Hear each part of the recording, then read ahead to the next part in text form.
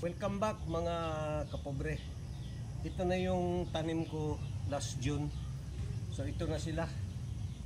Ganito na sila kataas. Ang ngayon, ang problema, medyo mataas na rin yung damo. So umpisahan natin na limpyuhan natin mga kamahirap. Ito ang buhay dito sa probinsya.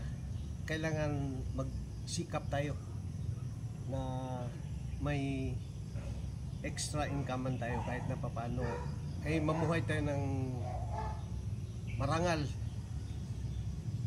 na wala tayong sinasagasaan na karapatan ng ibang tao. Mahalay natin sana ang ating kapwa, tulungan tayo at nang tayo'y umasenso.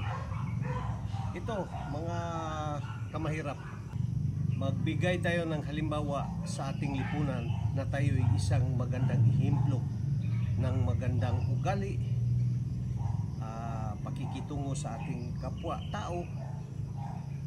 Yun, God bless you all guys. Makikisuyo lang ako sa inyo. Please subscribe sa aking YouTube channel, Boh TV Vlog. And pakipindot na lang din yung notification bell para updated kayo sa aking mga videos at makita ninyo kung ano talaga ang buhay dito sa bundok o probinsya.